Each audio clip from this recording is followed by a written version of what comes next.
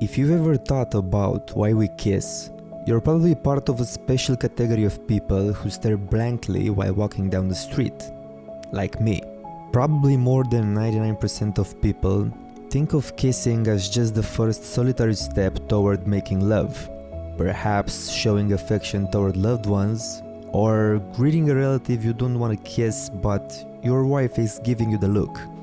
In the next few minutes, we'll learn a small part of the history and biology of kissing, hoping nonetheless that this information won't hover in our minds just as you're about to kiss someone. Nearly all of us have experienced kissing, whether it's from our parents, romantic relationships, or annoying relatives. But to understand why we as humans began to use kissing in our daily lives, and why it holds immense significance in most cultures around the world, we need to go back in time. More specifically, the period when people's main activity was to avoid being eaten by various animals every minute of the day, and the main technological resource was a sharpened stone rubbed against another stone. Yes, we are talking about the Stone Age. During this period, communication wasn't the most sophisticated, often used to signal either good news or very bad news. Yet, it is believed that the first signs of more advanced communication developed between mothers and their children, signs of affection that included kissing the child. This instinctual nurturing laid the groundwork for the evolution of kissing, serving both practical and emotional purposes in these ancient societies. Now, before going further into the history of kissing, we need to take a brief pause that will require focusing on complicated words. When you kiss someone, your body releases a surge of neurotransmitters such as dopamine, oxytocin, and serotonin. These chemicals flood your brain, creating a sensation of euphoria close to a natural high. It's like your own personal love potion, brewed right in the depths of your brain. Now that we understand the idea that feelings we have are just activities that happen in the brain due to evolution, let's move on in history. The next stop is ancient Rome. And the changes in terms of communication, society, desire, kissing, and other things we can't discuss on YouTube are numerous. So many, in fact, that we could just make a video dedicated solely to this segment. But, focusing on kissing, it develops some new characteristics. It becomes a symbol of respect, loyalty, and social hierarchy. As for passionate kissing, not only does it start to be noticed everywhere, but the Romans loved it so much that an entire culture was created around it, with kissing being spread by the Roman army and celebrated by its members in many other parts of the world.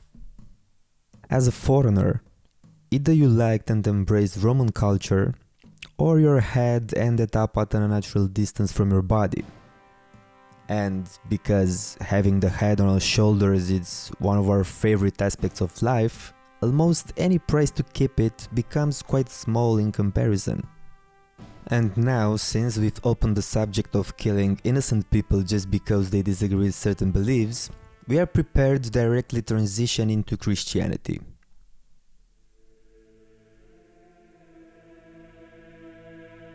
With the rise of Christianity in Europe, teachings emphasizing chastity, modesty, and sanctity of marriage becomes widely accepted.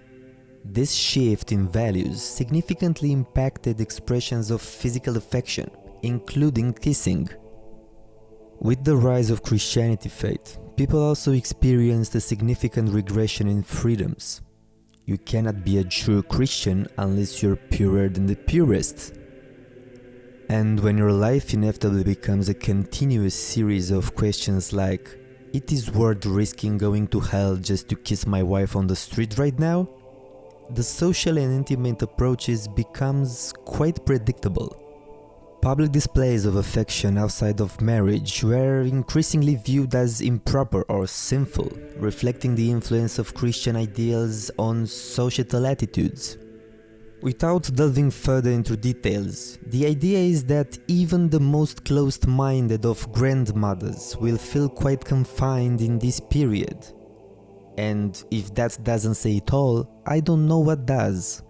In short, Christianity was at one point the final boss of our main protagonist, kissing. After hundreds of years of swallowing ideas about purity to the point of unbearable tolerance, and thousands of people facing eternity in hell just for listening to heavy metal, kissing slowly begins to emerge again, slow and shy.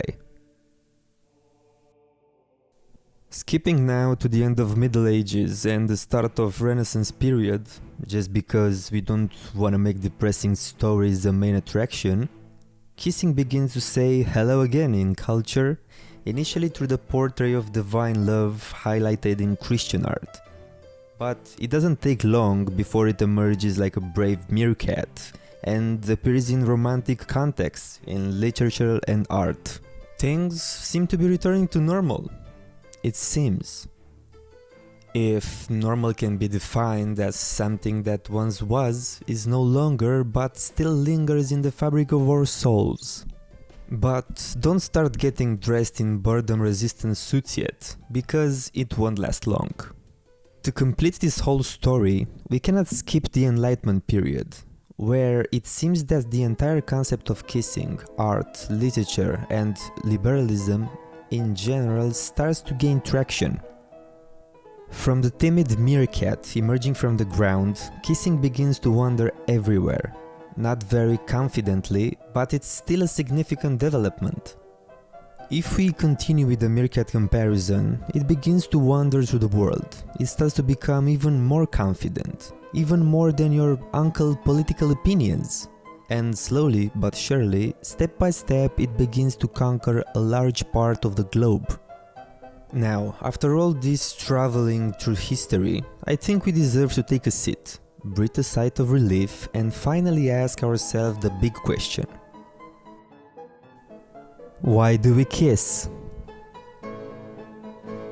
Some scientists believe that kissing serves as a form of partner evaluation, allowing us to subconsciously assess a potential partner's genetic compatibility through taste and smell.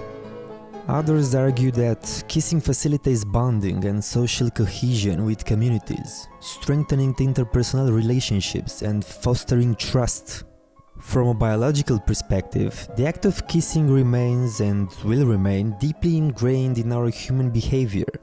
As we journey through time, kissing will evolve alongside us, shaping and reflecting our deepest desires and connections.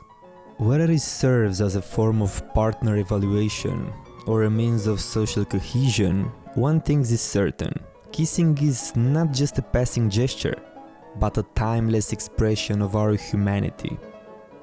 So, as we contemplate its significance and envision its future, let us continue this intimate act, enjoying together its power and finding kissing a reflection of our deepest selves.